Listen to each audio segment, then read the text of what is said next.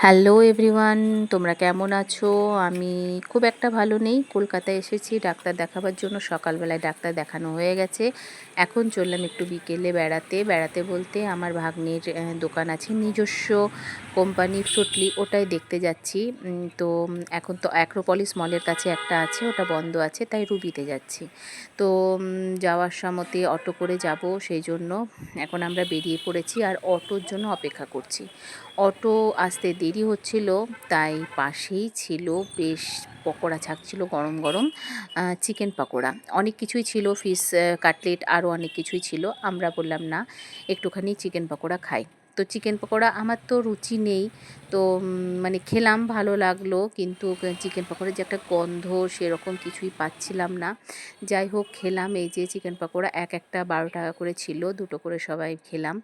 আর এরপরে আমরা চলে এসেছি, এই যে এইটা হলো আমার ভাগ্নের দোকান। এটা হলো, এই যে দেখো, এই যে রাখা আছে বোতলের, যে এই যে ফ্রুটলি, এটাই হলো ওদের কোম্পানি, ওদের নিজস্ব কোম্পানি। তো এই যে আমার ভাগ্নে। তো এইখানে যদি তোমরা আসো, সত্যি বলতে দারুণ টেস্ট, দারুণ।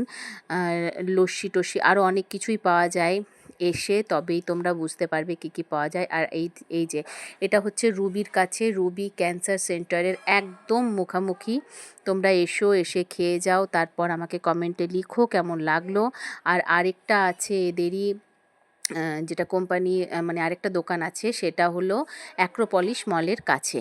তো ওখানেও যেও, দারুণ দারুণ সমস্ত কিছু পাওয়া যায়। আর আমি এইটা নিয়ে নিয়েছিলাম, এটা আমার খুব ভালো লাগে। খেলাম, তারপর খেয়ে আমরা বাড়ি ফিরে গেলাম। তোমাদের কেমন লাগলো অবশ্যই কিন্তু বলো।